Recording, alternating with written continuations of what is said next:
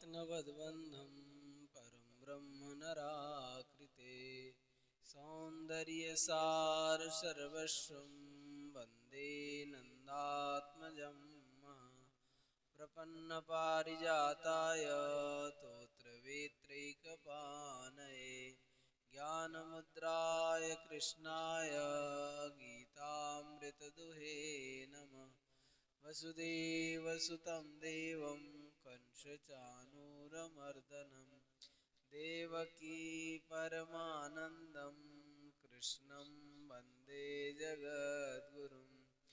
वंशीविभूषितकरान्नवनीरदाभात् पीताम्बरादरुणबिम्बफलाधरोष्ठात् पूर्णेन्दुसुन्दरमुखादरविन्दनेत्रात् कृष्णात् परं किमपि तत्त्वमहं न जाने।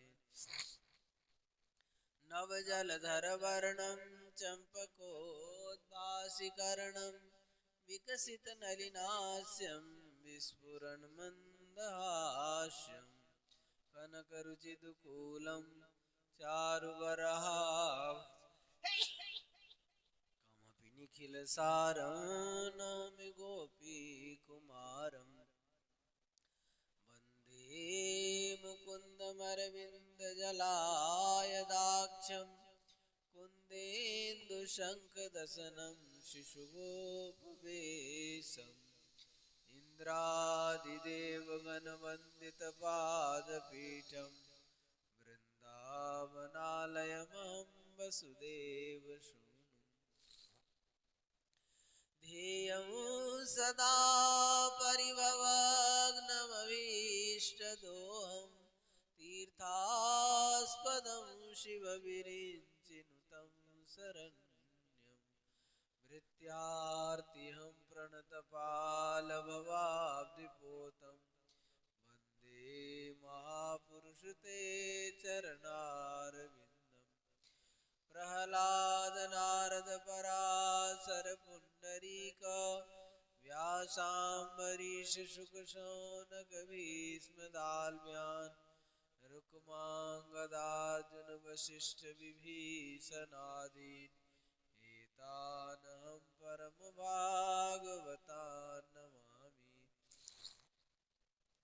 वाञ्छाकल्पतरुभ्यश्च कृपासिन्धुभ्य एव च पतितानां पावनेभ्यो श्रीवैष्णवेभ्यो नमो नमः। भक्तभक्तिभगवन्त गुरु चतुर्नाम वपु एक, इनके पदवंदन किए नाशै विघ्न अनेक। जय जय श्यामा जय जय श्याम जय जय श्री वृंदावन धाम। जय जय श्यामा जय जय श्याम जय जय श्री वृंदावन धाम। जय जय श्यामा जय जय श्याम जय जय श्री वृंदावन धाम। जय जय श्यामा जय जय श्याम जय जय श्री वृंदावन धाम। जय वर्षानु जय नंदग्राम रावल गोकुल अति अभिराम। जय वर्षानु जय नंदगाम रावण गोकुल अति अभिराम। जय गोवर्धन जय ब्रजधाम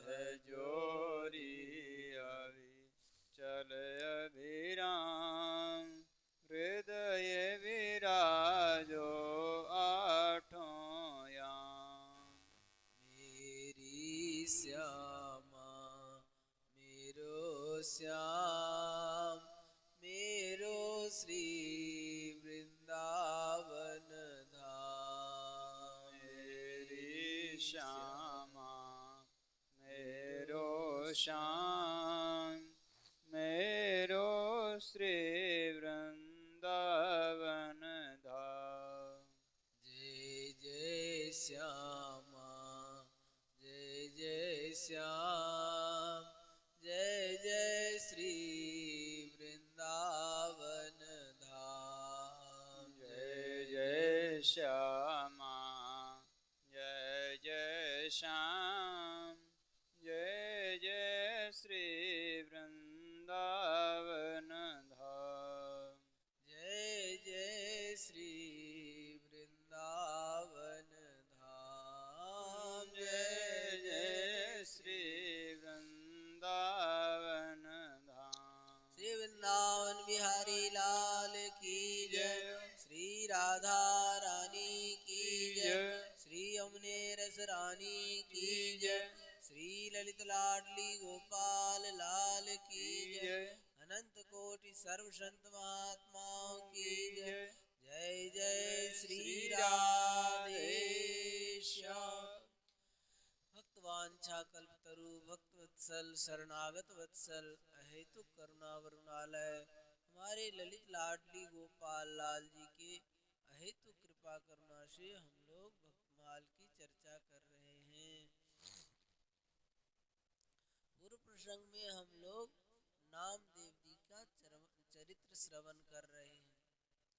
इसमें हम लोग सुने जो नामदेव जी भगवान के दर्शन के लिए गए थे और कमर में जूता को बांध करके ले गए थे, तो उस कारण से पुजारी लोग उनको धक्के मार के बाहर निकाल दिए और नामदेव जी जो है बाहर आ गए और बड़े दुखी हुए। क्यों? पुजारी लोग ने कह दिया जो बस खबरदार अब मंदिर में नहीं आना। और ठाकुर जी नामदेव जी जाके पीछे बैठ गए और उस समय कबीर दास जी आए। कबीर दास जी ने कहा जो भाई चलो हम लोगों का यहाँ पे जगह नहीं है। तो जाने लगे तो ठाकुर जी सोचे एक भगत के जगह दो दो भगत हमारे से रूठ रहे हैं। तो ठाकुर जी प्रकट होके उनको समझाए जो नहीं मत जाओ। फिर भी जाने लगे तो ठाकुर जी ने मंदिर को घुमा दिया।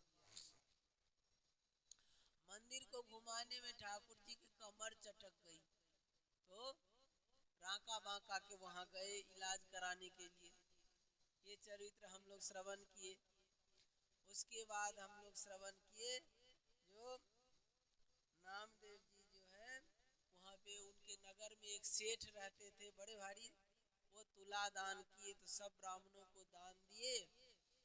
तो उन्होंने पूछा जो कोई बचे तो नहीं, तो कहीं जो नामदेव बच गए हैं। तो फिर उन्होंने आग्रह पूर्वक नामदेव जी को बुलाया। एक बार बुलाए नहीं आए, दो बार बुलाए नहीं आए, तो फिर तीसरे बार आग्रह करके उनको बुलाए और कहीं कुछ तो आप ले लीजिए। उन्होंने मना किया, लेकिन फिर उनकी प्रसन्नता के लिए और भगवान की नाम की महिमा को बढ़ाने के लिए उन्होंने एक तुलसी दल में रा मात्र राम पूरा नहीं, रा केवल रा अक्षर लिख करके इसके बराबर हमको तोल के दे दीजिए। तो सेठ जी सारी संपत्ति सब सोना चांदी जितना था सब लाद लिए तराजू में, लेकिन उसके बराबर नहीं हुआ। तो फिर जितने पुण्य किए थे उसको भी संकल्प करके रख दिए, फिर भी वो पूरा नहीं हुआ। तो सब लोग कहे भाई इतना ही ले लीजिए। तो उन्होंने कहा जो हमको लेना देना कुछ नहीं है, हमको तो भगवान का नाम है, हमारे भगवान का तो नाम हमारे धन है, हमको नहीं कुछ लेना है। यहाँ तक चरित्र हम लोग श्रवण किए। अब आगे का चरित्र श्रवण ये करिए जो भगवान एक बार नामदेव जी की एकादशी का परीक्षा लेने के लिए एक वृद्ध ब्राह्मण के रूप में नामदेव जी के द्वार पे पहुंचे और नामदेव जी के वहाँ कहने लगे। पहले लोगों से पूछते भाई नामदेव भक्त का घर कहाँ है। लोगों ने बता बता दिया कि भाई ये नामदेव जी का घर है। अब नामदेव जी के घर के द्वार के पास आकर के और कह रहे जो एकादशी का दिन है उसमें कह रहे जो हमको अन्न दो, बहुत भूखा हूँ मैं, तो थोड़ा सा अनाज मिल जाए तो बड़ी कृपा होगी। तो नामदेव जी ने कहा महाराज आज तो एकादशी है, आप फलहार लेना चाहो तो ले लो। तो कही नहीं फलहार हम नहीं, हम तो अन्न चाहिए। फिर वो नामदेव जी ने कहा दूध पी लीजिए। कह रहे नहीं दूध बादी करता है, दूध नहीं पीऊंगा, हम तो अन्न ही लूंगा। तो नामदेव जी भी जिद पड़ गए और वो ब्राह्मण देवता भी जिद पड़ गए। कहे जो हम तो यदि मैं सच्चा ब्राह्मण हूँ तो आज तुम्हारे घर से अनाज लेकर के ही जाऊंगा। अब नामदेव जी कहे मैं भी भगवान का भगत हूँ तो मैं तुमको आज अनाज नहीं दूंगा। अब दोनों में बातचीत होने लगा तो आस पड़ोस के लोग सब आ गए। आस पड़ोस के लोग सब आके कहे महाराज क्यों जिद करो। नामदेव जी को समझाए कहे भाई बूढ़ा ब्राह्मण है, दे दो क्या होता है। नामदेव जी कहे नहीं आज एकादशी है, आज अन्न खाना भी पाप है, अन्न देना भी पाप है, इसीलिए मैं नहीं दूंगा। तो वो ब्राह्मण को समझाए, वो बूढ़े ब्राह्मण को आस पड़ोस वाले समझाए महाराज आप ही मान जाओ, इसके यहाँ क्या, हमारे यहाँ चलो, मैं तुमको भरपेट अनाज खिलाऊंगा, भोजन कराऊंगा, हमारे यहाँ चलो। कहे नहीं मैं लूंगा तो यहीं से लूंगा, आदि तो नहीं लूंगा। और यदि ये नहीं देगा तो मैं आज इसके वहां प्राण त्याग दूंगा, लेकिन इसी के वहां से लेके जाऊंगा। अब बेचारे गांव वाले सब नामदेव जी को समझाए अरे बूढ़ा ब्राह्मण है, कहीं मर जाएगा तो ब्रह्म हत्या लगेगा तुमको। लेकिन नामदेव जी भी अपने जिद में पक्के हैं, चाहे कुछ हो जाए लेकिन मैं तो आज नहीं दूंगा। अब नहीं दूंगा तो सचमुच में वो भगवान जो थे, भगवान तो लीलाधारी है, परीक्षा लेने आए थे, सचमुच बूढ़े तो थे ही और सचमुच में मरने का स्वांग करके वहीं पे पड़ गए, मर ही गए। अब जो नामदेव जी सोचे अब क्या करें, अब तो ब्रह्म हत्या लगेगा। तो नामदेव जी क्या किया, अब ब्रह्म हत्या का तो प्रायश्चित करना है, तो प्रायश्चित क्या करें, तो स्वयं जो है चिता चिता लगाए और चिता लगा करके उसमें ब्राह्मण देवता को गोदी में ले करके और उस चिता पे बैठ गए। अब बैठ करके कहे अग्नि लगा दो। जहाँ अग्नि लगाए कि भगवान उठ करके बैठ गए। कहे मैं तो परीक्षा लेने आया था। और नामदेव जी उनके चरणों में पड़ गए। कहे जो तुम जो है सब में भगवान को देखते हो। अब क्या हुआ,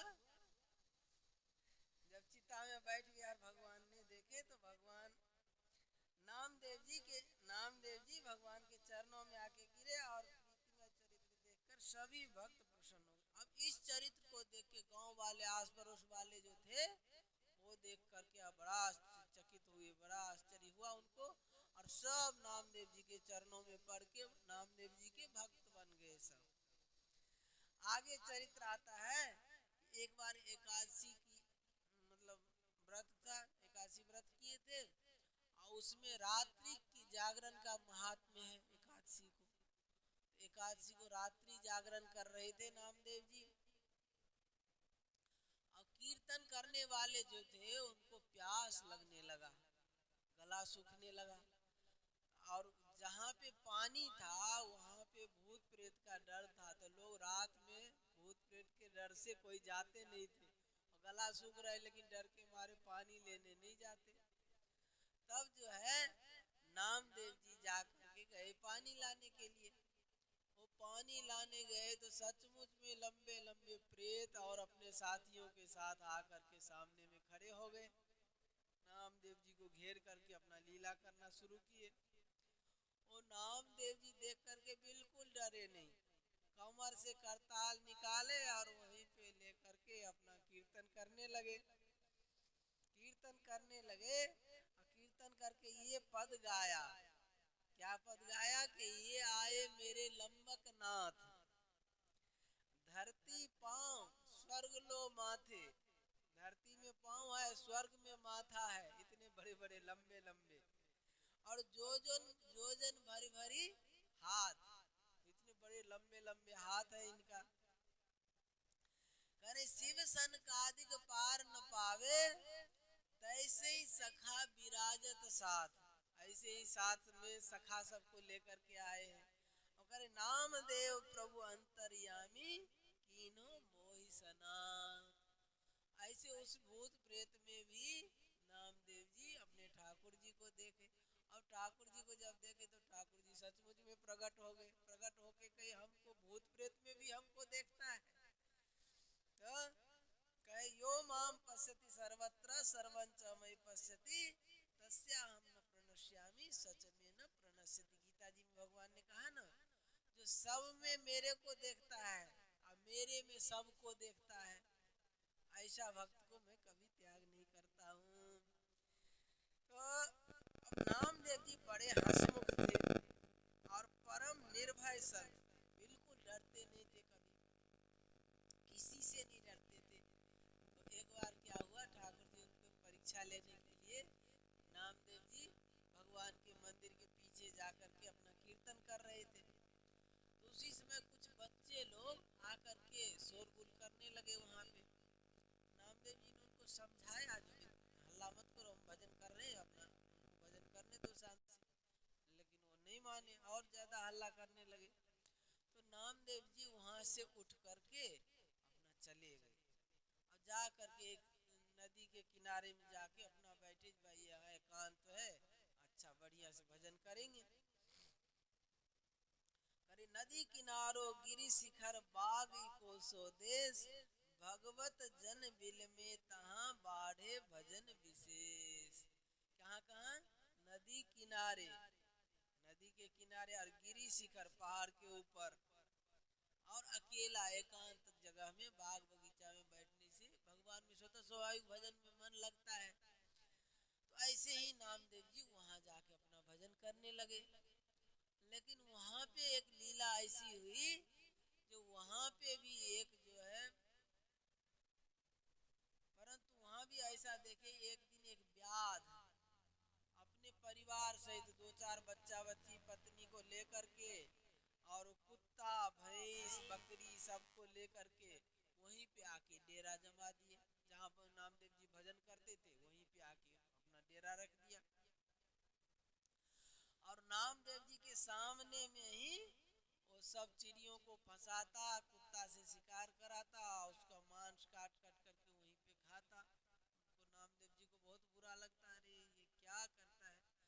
उनको उन नामदेव जी ने सोचा भाई इनको समझाते हैं। उनको समझाना शुरू किए, जो भाई मनुष्य शरीर भगवान के भजन के लिए मिला है, तुम ऐसे मतलब हत्या कर रहे हो तो तुमको बड़ा दंड मिलेगा। तो नामदेव जी समझाए तो उल्टा पड़ गया। वो व्याध जो है इनको मारने के लिए तत्पर हो गया और व्याधनी कहे जो, अरे जल्दी मारो इसको, आज तो मेरे को तो मनुष्य का मांस खाने का इच्छा हो रहा है, इसको मार करके जल्दी लाओ तो इसका मांस सब खाएंगे। अब नामदेव जी डर गए और डर करके वहां से भागे, हे भगवान बचा। ऐसे करके नामदेव जी वहां से भागे और भागने के बाद सोचे जो भाई यहाँ से तो पिंड छूटा, चलो भाव ठाकुर जी का दर्शन कर लेते। अब तो ठाकुर जी की कृपा से ही तो आज जान बचा, नहीं तो आज तो मार ही देते हैं वो। तो जा करके ठाकुर जी का जब दर्शन किए तो ठाकुर जी मुस्कुरा रहे हैं। तो नामदेव जी पूछे, भाई ठाकुर जी प्रभु आप मुस्कुरा क्यों रहे हैं? तो नामदेव जी ने कहा, ठाकुर जी कहे आज तो हम आपको डरा दिए। तो नामदेव जी का, अच्छा आप ही थे? तो व्याध व्याधिनी के रूप में आप ही थे? तो कहे जो हाँ हम ही थे। तो नामदेव जी कहे तो डरे तो किससे डरे, आप ही से तो डरे। तो फिर ठाकुर जी ने कहा ये जो तुमको अब भगवान और हंस दिए। नामदेव जी ने कहा प्रभु मैं कहाँ तक धैर्य धारण करूं, वो जो है दूसरी बात, डरा भी तो आपसे ही डरा, आपसे तो डरता ही हूँ, तभी तो संसार से निर्भय हूँ। तो इस प्रकार एक बार की बात है, नामदेव जी बैठे भजन कर रहे थे और एक मुगल ने इन्हें बेगार में पकड़कर इनके सिर पर मोट रख दी। बेगार समझते हैं? काम करा लेते, आप पैसा कुछ नहीं देते, उसको कहते बेगा। तो नामदेव जी जा रहे थे, एक मुसलमान जो था और इन्हीं को पकड़ लिया, सिर पे बोझा रख दिया और जा रहे थे। तो जाते जाते रास्ता में कबीर दास जी मिल गए उनको। तो कबीर दास जी कहे नामदेव जी ये क्या है? तो वहां पे नामदेव जी ने कहा जो राम तजी और जानू हो ना, भगति करत बैठे पकड़े कौन, खूब प्रभु की तस्वीर खूब है सुगल, अयोध्या नगर में यही है मुगल, कालो घोरा जरद पलान, ताज कुलह सोहे रहमान, कहत नामदेव सुनो कबीर, चरण कहो यही रघुवीर। वो मुगल को ही कहे जो यही रघुवीर है। तो कबीरदास जी को कहे इनका चरण पकड़ लो, यही साक्षात रघुवीर है। कबीरदास जी ने देखा तो सचमुच राम जी ही थे। अब श्री नामदेव जी ने, अब आगे का चरित्र है, नामदेव जी ने वैष्णवी दीक्षा ज्ञानदेव जी से लिए थे। तो ज्ञानदेव जी, लेकिन नामदेव जी को बालकपना में ही भगवान का दर्शन हो गया था, इस कारण से ज्ञानदेव जी उनको ज्यादा उपदेश नहीं देते। और एक बार सोचे इनको उपदेश दिलाने के लिए वहाँ गोरा कुम्हार के वहाँ ले गए, संतों की मंडली के सहित उनको गोरा कुम्हार के वहाँ ले गए। तो वहाँ पे बड़ा अच्छा कथा कीर्तन सत्संग के निमित्त गोरा कुम्हार नामक परम भागवत के यहाँ गए। असंग में नामदेव जी थे।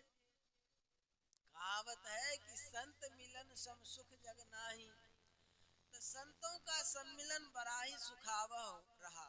खूब सत्संग का रंग जमा।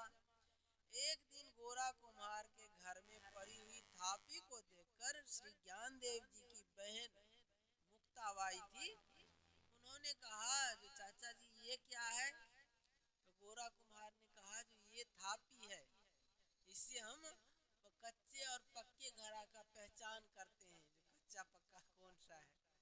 तो एक बार पंगत लगी हुई थी, तो उन्होंने मुक्ताबाई ने कहा जो इन घरों को भी थोड़ा एक बार पहचान करिए, जो कौन सा कच्चा है कौन सा पक्का है। तो गोरा कुम्हार जी अपना वो थापी लिए और सब भक्तों के सिर पे एक लगाना शुरू किए। तो सब तो अपने चुप रहे, सब जानते थे गोरा कुम्हार जी को, जो बड़े भक्त हैं तो जानते थे, सब चुप रहे। जब नामदेव जी के ऊपर लगा सिर पे, तो नामदेव जी बिगड़ गए। अरे ये क्या तरीका है, संतों का आप तिरस्कार करते हैं, आप जो है किसी को। अब क्या हुआ, नामदेव जी बिगड़ गए और बोले गोराई तुम संतों का अपराध क्यों करते हो? गोरा ने हंसकर कहा मुक्ता ये घड़ा कच्चा है। अब नामदेव जी को और बुरा लगा, जो हम अब इनको भगवान बचपन में ही दर्शन दे दिए हैं, लेकिन फिर कह रहे जो अब ये कच्चे हैं। यद्यपि इनको विठल भगवान का साक्षात्कार हो गया है, परंतु ज्ञान में ये परिपक्व नहीं है। अपनी कच्चाई सुनकर नामदेव जी मन में बड़े दुखी और सब संतों के बीच में गोरा द्वारा किए गए अपमान की उन्होंने भगवान से जाके शिकायत की, जो प्रभु आज ऐसे हुआ। श्री भगवान ने कहा नामा गोराई ने सत्य ही कहा, गोराई चाचा जो कहे वो सत्य ही कहे। क्यों? तुम किसी सिद्ध गुरु से परिपक्व ज्ञान प्राप्त करके सच्चे संत बन जाओ। देखो वन में शिवालय में विशोबा नाम के परम संत पड़े हुए हैं, तुम उन्हीं के पास जाकर ज्ञान प्राप्त करो।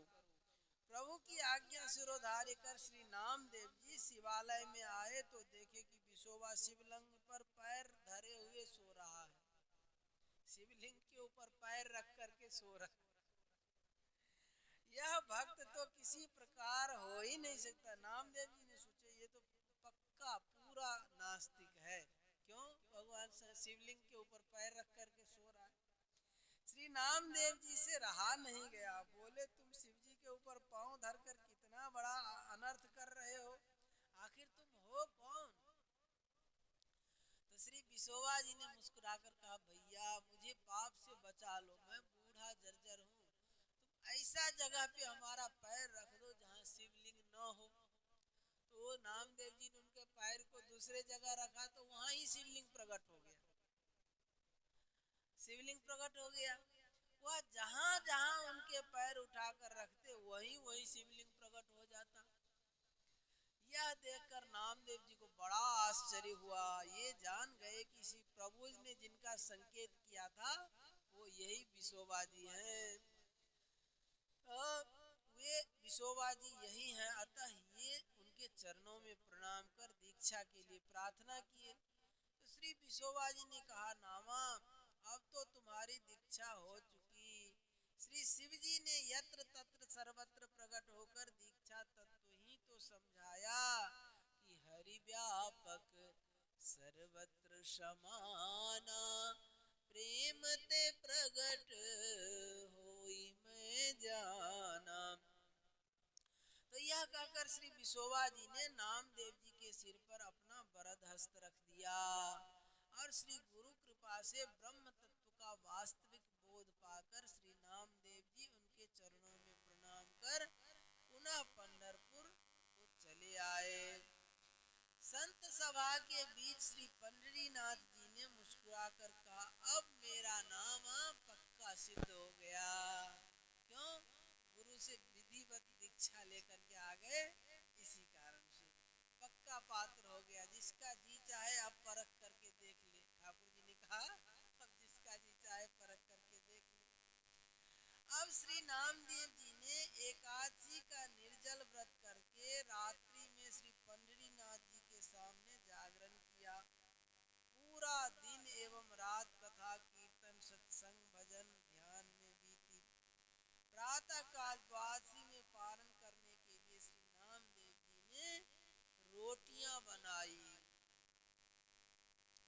अब रोटियां बना करके रखे और रसोई बनकर तैयार हो गई।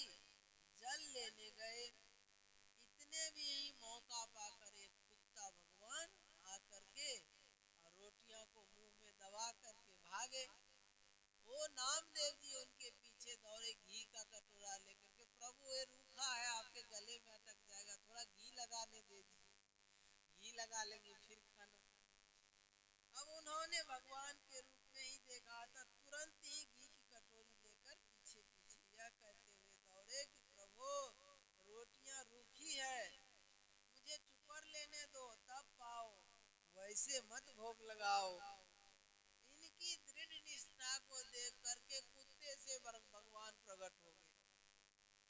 कलश रूप स्वान रूप तिरोवाहित हो गया और उनकी जगह भगवान पंढरीनाथ जी प्रकट हो गए। श्री नामदेव जी प्रभु के श्री चरण कमलों में लोटपोट हो गए। कुत्ते के पीछे भागते हुए श्री नामदेव जी ने यह पद गाया कि आए मेरे अंधेरे घर के मदन राय, चाकी चाटे चून न खावे और तुरग तुरग मेरे प्रभु जी को चाल, पूछ हिले जौ की बाल, चूल्हे माही जो प्रभु जी को सेज, छीके कीनो अधिके तेज, कार्तिक में मेरे प्रभु जी को भोग, ले ले लकुट खिझावे लोग, तीन ताप प्रभु मेटन जोग, नाम देव स्वामी बन्यो संजोग। इस प्रकार श्री नामदेव जी ने कुत्ते में भी भगवान का दर्शन किया। अब कहते दूसरा कोई होता तो कुत्ते की रोटी लेकर भागने देख करके लाठी डंडा चलाता, ईंट पत्थर लेकर दौड़ता। एक महात्मा कहते हैं, जो एक कथा आती है, एक बार सुनसान देकर उनकी रोटी कुत्ता ले भागा। एक महात्मा का कुटिया से कुत्ता लेकर के कुत्ता भागा। अब उनको कुछ नहीं मिला तो शालिग्राम जी रखे हुए थे, शालिग्राम जी लेकर के मारे, कुत्ते को मारे। संयोग से निशाना कुत्ते के मुंह में लगा, रोटियां गिर गई। महात्मा कहे जो आज अच्छे काम आए शालिग्राम जी, रोजाना पूजा करते आज अच्छा काम आया। महात्मा बड़े प्रसन्न हुए कि आखिर मैंने रोटी छुरा ही ली। फिर शालिग्राम भगवान को ही बहुत धन्यवाद दिए कि पूजा तो मैं बहुत दिन से कर रहा था, परंतु ठाकुर जी आज मौके पे काम आए, और उनको ये पता नहीं अब कुत्ता का जूठा क्या काम आएगा, खाने योग्य तो रहेगा ही नहीं, वो कुत्ता ही खा ले तो ठीक है। लेकिन कहने के लिए जो अब कह रहे श्री नामदेव जी के सत्संग में एक ब्राह्मणी आया करती थी, उसका पति भगवत विमुख था, अतः ब्राह्मणी को उल्टा कुचालिनी आदि कहकर उसे डराता धमकाता और सत्संग में जाने से रोकता था। परंतु ब्राह्मणी को सत्संग प्राणों से भी अधिक प्रिय था, अतः उसके लाख बरसने पर भी जाती रही। संयोग की बात उसी बीच उसके पुत्र की मृत्यु हो गई। अब तो ब्राह्मण के क्रोध का पारावार नहीं रहा, उसने संतों एवं सत्संग की बहुत निंदा की और ब्राह्मणी से कहा कि अब तुम इस मृतक पुत्र को लेकर घर से निकल जाओ। दुखी ब्राह्मणी पुत्र के शव को छाती से चिपटाए घर से निकली और जाकर श्री नामदेव जी को अपना दुख सुनाया। श्री नामदेव जी ने बालक के ऊपर भगवत चरणामृत छिड़का, वह तुरंत जीवित हो गया। जब ब्राह्मण को इस बात का पता चला तो वो दौड़ा दौड़ा आया और श्री नामदेव जी के चरणों में पड़कर बारंबार क्षमा याचना की और स्वयं भी भक्त भक्ति भगवंत गुरु में श्रद्धा रखते हुए परम भागवत हो गया। सब चमत्कार को नमस्कार करते हैं। अब देखिए पहले विमुख था, लेकिन फिर जब चमत्कार देखा फिर भगवान के भजन में लगे। वैसे चमत्कार दिखाना भक्ति में बाधक है, लेकिन भगवत भक्तों के चरित्र में जो चमत्कार दिखाने का प्रसंग आता है वो इसी उद्देश्य से होता है।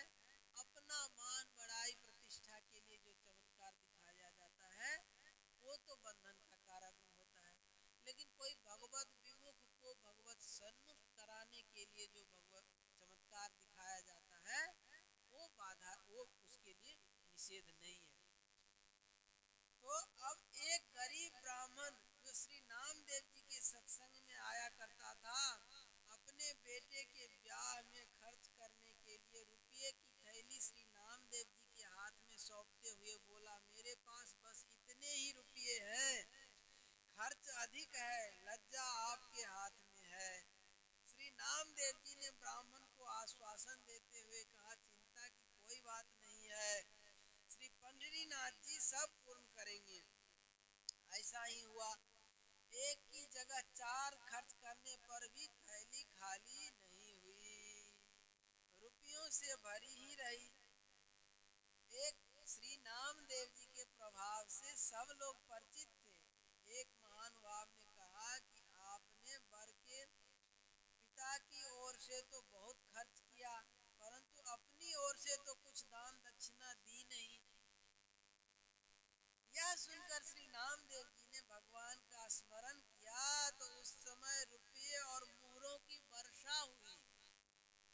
नामदेव जी ने भगवान को स्मरण किया तो रुपयों की वर्षा होने लगी। वर्णन आया है कि वही बारात जब लौट रही थी तो एक जगह सब लोग विश्राम कर रहे थे, उसी समय कुछ यवन वहां आ गए और एक गिरगिट को देखकर उसे मारने लगे। श्री नामदेव जी ने उन्हें मना किया परंतु वे नहीं माने। भगवत इच्छा से उस समय अनेकों विशाल गिरगिट प्रकट होकर उन यवनों को काटने लगे। तब वे त्राय त्राय कहते हुए श्री नामदेव जी के चरणों में पड़ गए और प्राण की रक्षा, चरणों में पड़े तब उनकी प्राण की रक्षा हुई। एक बार एक जगह विशाल ब्रह्म भोज था, उसमें साधु और ब्राह्मण दोनों ही निमंत्रित थे। साधुओं में श्री नामदेव जी आदि तत्कालीन सभी संत आए थे। ब्राह्मणों ने एतराज किया कि हम लोग उन मुंडी बैरागियों के साथ पंक्ति नहीं करेंगे तथा हम लोग इनसे पहले पावेंगे। संतों ने सहर्ष ब्राह्मणों का प्रस्ताव स्वीकार कर लिया, परंतु ब्राह्मणों की ईर्ष्या यही समाप्त नहीं हुई। उनके मन में कुविचार आया कि हम लोग पहली पंक्ति में बैठकर सब सामान बर्बाद कर दे, जिससे कि बैरागियों के लिए कुछ रह ही ऐसा विचार कर ब्राह्मण कुछ खाने और कुछ गिराने लगे, सामान को नष्ट करने लगे। भगवान से भक्तों का यह अपमान सहा नहीं गया। ब्राह्मणों के ऊपर पत्थरों की वर्षा होने लगी। सब लोग चिल्ल को मचाते हुए जहाँ के तहाँ भागे, परंतु जहाँ ही जाते वहीं पत्थरों की बौछार पड़ती। तब सबकी आंखें खुली, सबने श्री नामदेव जी के चरण पकड़े। संत कृपा से पत्थरों की वर्षा बंद हो गई। पुनः पंक्ति बैठी। बचे हुए स्वल्प प्रसाद में ही सबने पूर्ण होकर पाया। दूसरे दिन ब्राह्मणों ने अपनी ओर से विशाल भंडारा किया, जिसमें वैष्णवों का प्रथम सत्कार किया। सभी लोग भगवत भागवतों में परम श्रद्धा करने लगे। अब एक बार एक गाड़ीवान ने बैलगाड़ी के जुते हुए दोनों बैल भार अधिक होने के कारण लड़खड़ाकर गिर पड़े और मृत्यु को प्राप्त हो गए। इससे गाड़ीवान को बड़ा दुख हुआ। वह छाती पीट पीट कर रो रहा था। संयोग से उस मार्ग से श्री नामदेव जी जा रहे थे। गाड़ीवान का दुख देखकर उनको दया आ गई और कृपा करके उसके दोनों बैलों को जीवित कर दिए। एक बार श्री नामदेव जी की माता ने किसी औषधि में प्रयोग करने के लिए पलाश की छाल मंगवाई। श्री नामदेव जी ले तो आए माँ के कहने से, परंतु उन्हें ध्यान आया कि इन वृक्षों में भी प्राण है, अतः इनकी छाल उतारने से इनको निश्चय ही महान कष्ट होता होगा। फिर तो वृक्ष का कष्ट अनुभव करने के लिए श्री नामदेव जी ने एक दिन अपने पैर की त्वचा को कुल्हाड़ी से छील डाला। तब श्री नामदेव जी की माता ने उनकी धोती को रक्त में सनी हुई देखा तो वे घबरा गए और पूछने लगे। नामदेव ने सब बात बताई। माँ का हृदय उमड़ पड़ा। वह ललक कर अपने नामा को हृदय से लगाकर बोली, बेटा तू महान साधु है। माँ का आशीर्वाद सत्य हुआ। सचमुच श्री नामदेव जी महान साधु ही हुए। अब श्री नामदेव जी की पत्नी और परिशा भागवत की पत्नी दोनों सहेली थी। भगवत भजन में निरंतर तल्लीन रहने के कारण श्री नामदेव जी के घर में खाने पीने का अभाव रहता था। एक दिन इनकी पत्नी ने अपनी सहेली से अपनी दीन दशा कही। सहेली के पास माता रुक्मिणी जी की दी हुई पारस मणि थी। उसने दया कर राजाई को वह पारस मणि दे दी और बोली, इससे जितना चाहो उतना लोहे का स्पर्श करा के सोना बना लो, खूब मालो माल हो जाओ, फिर तुरंत अपनी मणि दे जाना, तुरंत हमारी मणि दे जाना। देखो किसी को यह भेद नहीं बताना। राजाई ने ऐसा ही किया। फिर तो वह बाजार से खूब खाने पीने की सामग्री ले आई। विविध व्यंजन बने। जब श्री नामदेव जी पाने बैठे तो चकित हो गए। अनेकों सामग्रियों को देकर पूछने पर पत्नी ने सब हाल कह दिया। श्री नामदेव जी ने पत्नी से पारस मणि लिया और ले जाकर चंद्रभागा नदी में डाल दिया। श्री नामदेव जी ने जब बहुत देर होने पर भी राजाई पारस मणि लौटाने नहीं आई तो परिशा भागवतनी की पत्नी स्वयं दौड़कर इनके घर पर आकर मांगने लगी। राजाई ने श्री नामदेव जी से पूछा तो उन्होंने कहा, उसे तो मैं चंद्रभागा में डाल दिया, परंतु भला इस बात पर कौन विश्वास करे। उन्होंने दिया था इनको सोना बनाने के लिए, इन्होंने उसमें डाल दी। सोचे इनके मन में कपट हो गया होगा, ये रख लिए होंगे।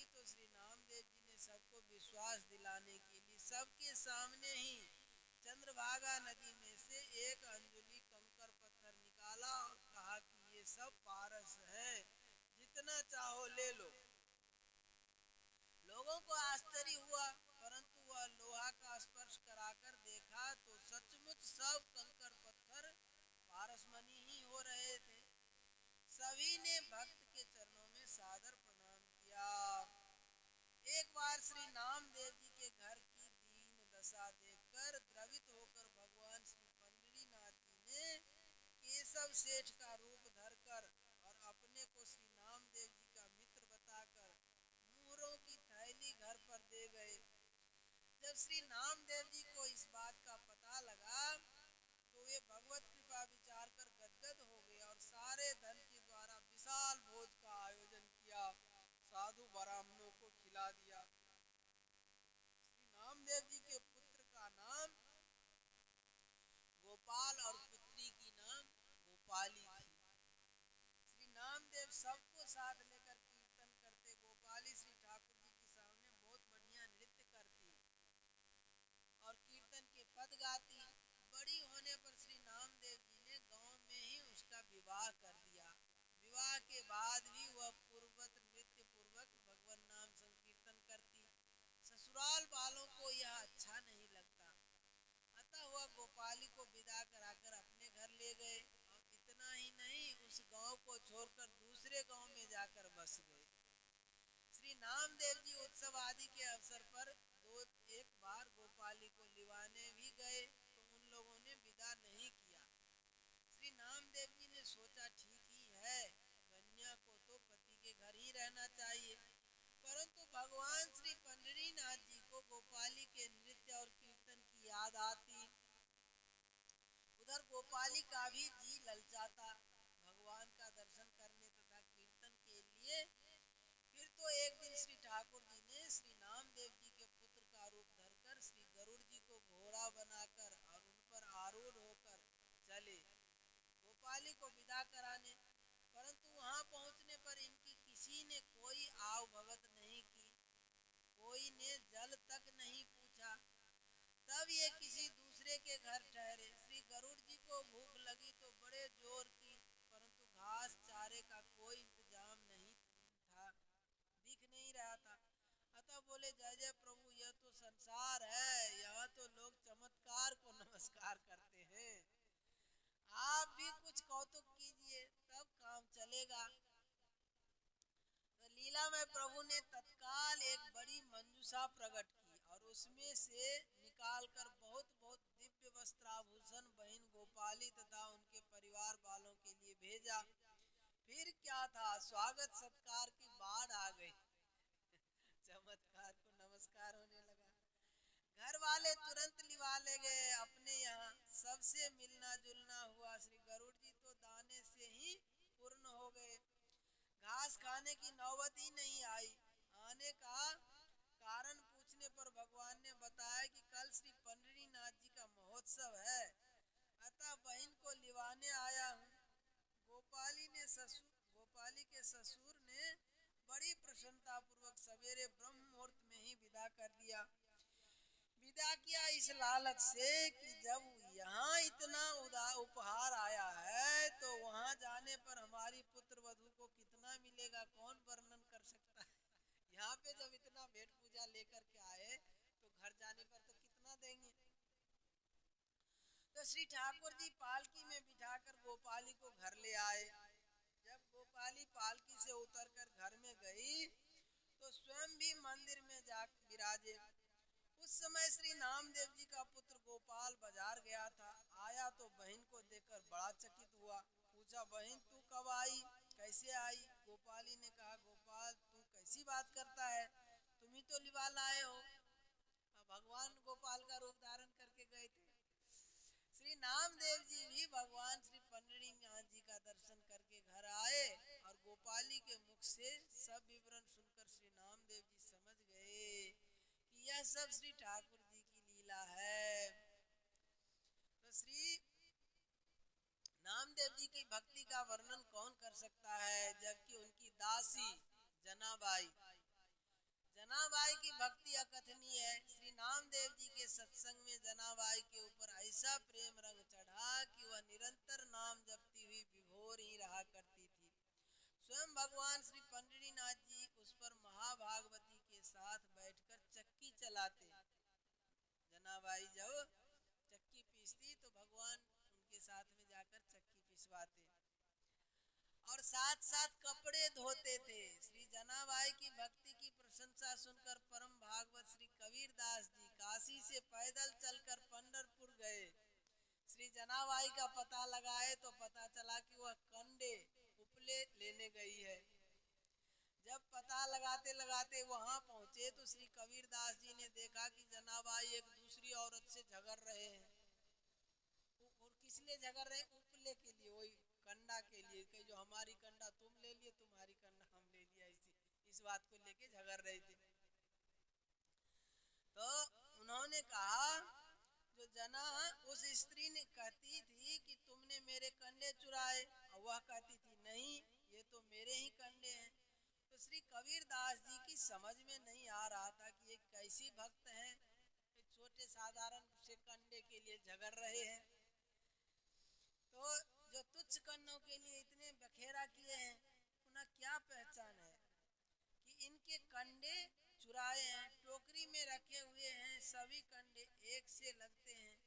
अंत में कबीरदास जी ने पूछ लिया कि भाई जी आपके कंडे की कुछ पहचान है? तो कहे वो कान लगा करके देखो तो हमारे कंडे से विठल विठल आवाज आएगा। तो कबीरदास जी ने सचमुच उस कंडा को लेके कान में लगाया तो सचमुच विठल विठल कर रहा था। और उसने कोई ध्वनि नहीं हो रही थी। दूसरे कंडे में दूसरी स्त्री का जो था कंडा, उसमें कोई ध्वनि नहीं हो रहा था, इसमें विठल विठल भगवान का नाम हो रहा था। श्री कबीरदास जी नतमस्तक हो गए जनाबाई के सामने। धन्य है जनाबाई जिनके स्पर्श से जड़ भी चैतन्य हो गया। चोखा मेला जी भगत हुए हैं, सुने? चोखा मेला जी के चरित्र में भी ऐसे है। वो भी एक मकान बन रहा था, उसमें दब करके उनका शरीर शांत हो गया। तो पीछे संस्कार करने के लिए सब लोग उनका शरीर को खोज रहे थे। तो खोजते खोजते उस समय नामदेव जी ने कहा जो भाई उनका देखो शरीर में से, उनके हड्डियों में से विठल विठल नाम उच्चारण हो रहा था। तब जाकर के उनका संस्कार किया गया। तो भगवान से एकाकार हो जाने से वो जड़ भी चैतन्य हो जाता है। तो यह सब श्री नामदेव जी का भक्ति का प्रभाव है। ऐसे ही श्री नामदेव जी के सत्संग से जाति के चमार चोखा मेला भगवान नाम की वही चरित्र आई गए। तो जब श्री नामदेव जी को अपनी लीला स्मरण करने की इच्छा हुई तो वे एक दिन श्री पंडरीनाथ जी के सामने खड़े होकर हाथ जोड़ कर बोले, प्रभु अब तो अपने नामा को अपनी पौरी पर ही स्थान दो, बहुत भटक चुका मैं दुनिया में। इनके बाद श्री नामदेव जी ने उस समय उपस्थित सभी संत वैष्णवों से हाथ जोड़कर कहा कि आप लोग मुझको श्री हरि की पौरी में से हटाना नहीं, मुझे तो यहीं रहने देना, जिससे कि श्री विठलनाथ भगवान के दर्शनार्थ आने वाले भक्तों की चरण रज मुझे सदा प्राप्त होती रहे। यह कहकर श्री नामदेव जी ने सबके नीचे की सीढ़ी पर आकर खड़े होकर एक बार पुनः श्री पांडुरंग भगवान एवं सभी संतों को प्रणाम कर बैठ गए और श्री पांडुरंग विठल कहते हुए सदा सदा के लिए श्री प्रभुपाद पद्मों में पहुंच गए। भक्तों में हाहाकार मच गया, सबने बड़ा भारी क्रंदन किया। अंत में उसी सीढ़ी के नीचे श्री नामदेव जी को समाधि दी गई। उस सीढ़ी को श्री नामदेव जी की पायरी कहा जाता है। आज भी दर्शनार्थी पहले श्री नामदेव जी की पायरी को प्रणाम कर तब बाद में उस सीढ़ी पर बिना पैर रखे श्री विठल भगवान का दर्शन करने जाते हैं। बोलो भक्त और भगवान की जय, श्री नामदेव जी महाराज की जय। इस प्रकार से श्री नामदेव जी का चरित्र यहाँ संपन्न हुआ। अब आज की कथा को यहीं विश्राम देते हैं। मेरो वृंदावन वृंदावन वृंदावन, मेरो वृंदावन वृंदावन वृंदावन, प्यारो वृंदावन वृंदावन वृंदावन, प्यारो वृंदावन वृंदावन वृंदावन, जीवन वृंदावन वृंदावन वृंदावन, जीवन वृंदावन वृंदावन वृंदावन, सर्वस्व वृंदावन वृंदावन वृंदावन, सर्वस्व वृंदावन वृंदावन वृंदावन।